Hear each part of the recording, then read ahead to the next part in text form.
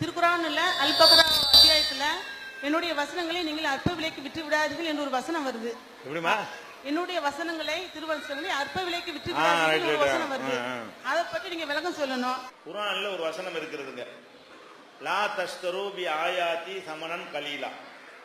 என்னுடைய வசனங்களை அற்பமான விலைக்கு நீங்கள் விற்று விடாதீர்கள், கம்மியான விலைக்கு விற்று விடாதீர்கள் அப்படின்னு சொல்லி குர்ஆன்ல வசனம் இருக்குது. இந்த வசனத்தை சில பேர் என்ன பண்ணிக்கிறாங்க, அற்பமான விலைக்கு கூட பெரிய அதிகமான ரேட்டுக்கு விற்கலாம் இருக்கு. குர்ஆன என்ன 200 ரூபா 300 விற்காம 2000 ரூபா 3000 விற்கலாம் இருக்கு அப்படின்னு சில ஆளுகள் கிறுக்குத்தனமா வழங்குற ஆட்களும் இருக்கிறார்கள். ஏன் என்னுடைய வசனங்களை அற்ப விலைக்கு விற்காதீர்கள் நல்லா சொல்றான், பெரிய விலைக்கு விற்கலான்னு கூட அதுக்கு அர்த்தம் செய்யலாம் தானே. அப்படி சில பேர் சொல்லக்கூடியவர்களும் இருக்கிறார்கள். அதே நேரத்தில் இப்ப நம்ம குர்ஆன் பஜார்ல கடைகளை வச்சு விற்கிறோம்ல, குர்ஆனை விற்க கூடாது இருக்கு, நீங்க மட்டும் விற்கலாமான்னு கேட்கிற ஆட்கள் இருக்கிறார்கள். குர்ஆனை விற்கிறோம்ல, குர்ஆனை விற்க கூடாது இருக்கிறது, நீங்க மட்டும் என்ன செய்ய குர்ஆனை விலை போட்டு விற்கிறீங்களே, அப்ப குர்ஆனை விற்று சம்பாதிக்கலாமா என்று கேட்கக்கூடியவரும் இருக்கிறார்கள். ஆனால் ஒரு வசனத்தினுடைய அர்த்தம் என்ன என்றால், அந்த காலத்தில் அது எப்படி புரிந்து கொள்ளப்பட்டது, அது எதை குறித்து இறங்குனது என்ற அடிப்படையில் தான் நம்ம என்ன செய்யணும், விளக்கம் கொடுக்க வேண்டும். இப்ப நபிகள் நாயகம் ஸல்லல்லாஹு அலைஹி வஸல்லம் காலத்துல யூதர்கள் அவங்களுக்காக இது இறங்குது. யூதர்கள் என்ன பண்றாங்க, வேதங்களை அற்ப விலைக்கு விற்கிறாங்கன்னு எல்லாம் கண்டிக்கிறான். என்னுடைய வசனங்களை அற்பமான விற்காதீங்க. யூதர்கள் தௌராத்தை பிரிண்டு போட்டு குறைஞ்ச காசுக்கு வித்தாங்கிறதுக்காக வேண்டிய இந்த வசனம் இறங்குனுச்சு. யூதர்கள் தௌராத்தை அச்சிட்டு அதை கம்மியான விலைக்கு வித்துக்கிட்டு இருந்தாங்க. அதை அல்லாஹ் கண்டிக்கிறான். அதுக்காக இறங்குனுச்சு இந்த வசனம், அதுக்கு இறங்கல. வசனத்தை விற்கிறது என்று சொன்னால் காசுக்கு தகுந்தவாறு பத்துவா கொடுக்கிறது, அதான் வேதத்தை விற்கிறது. வேதத்தில் ஒரு செய்தி சொல்லப்பட்டிருக்கும், உனக்கு சாதகமா நான் சொல்லட்டுமா, எனக்கு 1000 ரூபாய் கொடு அப்படின்னு சொல்லிட்டு அவனுக்கு ஏத்தவாறு வேதம் சொல்வதாக அப்படி மாத்திரம் பாருங்க. அந்த வேலையைத்தான் யூதர்கள் செஞ்சாங்க. அதைத்தான் இந்த வார்த்தை சொல்ல கண்டிக்கிறான்.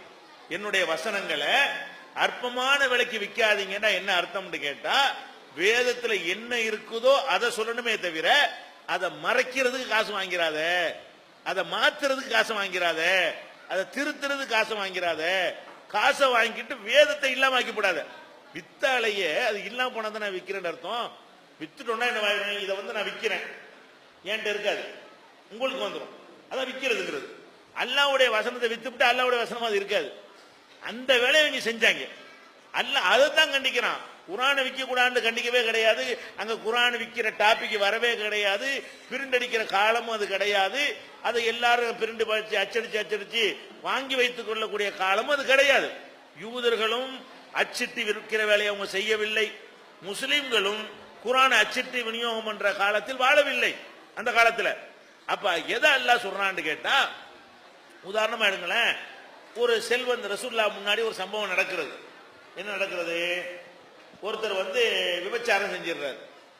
விபச்சாரம் செஞ்சா யூத தௌராத்துல என்ன சட்டம் இருக்குது, அவங்களுக்கு மரண தண்டனை கொடுக்கணும்னு தௌராத்துல இருக்குது. குர்ஆன்ல உள்ளபடி எதுலையும் இருக்கிறது, தௌராத்திலையும் இருக்கிறது.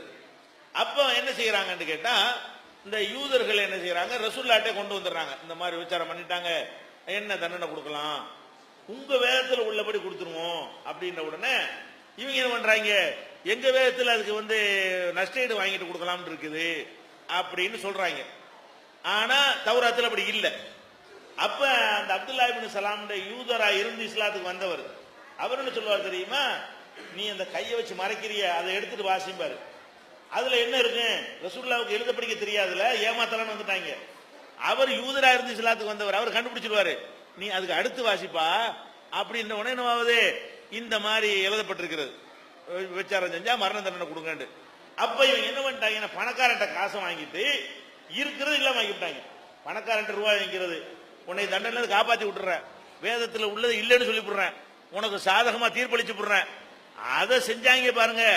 அதுக்கு தான் இந்த வசனம். அல்லாஹ்வுடைய வசனங்களை அற்ப விலைக்கு விற்காதீங்க. குர்ஆன்ல ஒண்ணு இருக்குன்னா போட்டு உடைச்சு போடணும். ஆளுக்கு தகுந்த மாதிரி பணக்கார ஆடம்பரமா ஒருத்தன் கல்யாணம் பண்றான், ஒரு பணக்காரன் கேட்பான், இந்த மாதிரி பண்ணலாமா, நீங்க 10 ரூபா கொடுங்களேன். நம்ம என்ன செய்யறது, 100 ரூபாய் வாங்கிட்டு வச்சுக்க பரவாயில்ல, அதெல்லாம் தப்பு இல்லைங்கிறது. அதே மாதிரி சில பேர் என்ன செய்யறாங்க, ஷரியத் ஃபைனான்ஸ் நடத்துறாங்க. உதாரணமா சொல்றேன், ஷரியத் பைனான்ஸ் சொல்லிட்டு வட்டி கடை நடத்துறாங்க. ஷரியத் அடிப்படையில் பைனான்ஸ் பண்றாங்களாம். அதுல உள்ள எல்லாம் படிச்சு பார்த்தா அப்படி அப்பட்டமான வட்டி. இதுக்கு போய் என்ன செய்யறாங்க, மதரசாக்களுக்கு ஆயிரக்கணக்கான ரூபாய் கொடுத்துட்டு ஷரியத் பைனான்ஸ் கூடும் கொத்து வாங்கிக்கிறாங்க. இதான் விற்கிறது. அதுல என்ன இருக்கு, வட்டி கடை செய்யற அம்புட்டு வேலையும் பேங்க்ல செய்யற அம்புட்டு வேலையும் பண்றாங்க. அதுக்கு பேரை மட்டும் ஷரியத்துன்னு வச்சுக்கிறாங்க. அதுக்கு ஆலிம் சாக்கெல்லாம் என்ன செய்யறாங்க, கூடும் கொத்தா கொடுக்குறாங்க. சும்மா கொடுக்கல ரூபா வாங்கிட்டு. இதுதான் வேதத்தை விற்கிறதே தவிர பிரிண்டடிச்சு விற்கிறது பரப்புறது. அது பிரிண்டடிச்சு விற்காட்டி எப்படி குரான் கிடைக்கும்? குரான் அச்சிட்டு ஒத்தரமே விற்கலன்னு வைங்க, குரான் உலகத்தில் இருந்திருக்குமா? அதை ஒருத்தன் முதலீடு பண்ணி பேப்பர் வாங்கி அச்சிட்டு விநியோகிச்ச காரணத்தினால்தான் உங்க வீடுகள் தோறும் குரான் இருக்கிறது. நம்ம அப்பம் பாட்டம் முப்பாட்டம் காலத்துல இருந்து எல்லார் வீட்லயும் குரான் எடுத்துட்டு வருதா இல்லையா? அது எதனால இருக்கிறது? யாராவது அதை அடிச்சு வித்தா தான். சும்மா கொடுத்தா கொடுக்க முடியாதுல்ல. குரான் எல்லாரும் ஃப்ரீயா கொடுங்கனாலும் எவனும் செய்ய மாட்டான். அச்சிட்டு தான் கொடுங்கண்டா, விலைக்கு கொடுனா தான் கொடுப்பான், கிடைக்கும். அப்ப இது குரான்ல உள்ள எந்த ஒன்றையும் கூட்டாம குறைக்காம அப்படியே கொண்டே கொடுத்தால் அது குரானை விற்கிறதாவது. பேப்பர் தான் விற்கிறோம், அது எதுல வராது? குரானை விற்கிறதுல சேராது. அப்ப குரானை விற்கிறது எப்போ வரும் தெரியுமா? குரான்ல இருக்கக்கூடிய சட்டங்களை கூட்டி குறைச்சி மாத்தி மறைச்சி அதுக்காக வேண்டி ஒரு தொகையை பெற்றுக் கொள்வது. அதுதான் அங்க அதைத்தான் யூதர்கள் செஞ்சாங்க. அதை கண்டிச்சு தான் இந்த வசனம் என்ன செய்யப்பட்டுச்சு, அருளவும் பட்டுச்சு. அதனால வேதத்தை விற்க கூடாதுங்கிறதுக்கு என்ன அர்த்தம் கிடையாது. புக் ஸ்டால்ல வச்சு குரான் விற்க கூடாதுன்னு அர்த்தம் கிடையாது. அதுல குரான் எந்த ஒரு மாற்றம் செய்ய வேண்டிய வேலை, கடமை. அப்படி இல்லைன்னா குரானை உலகத்துல இல்லாம போய்விடும். அது வியாபாரம்னு என்ன செய்யக்கூடாது, எடுத்து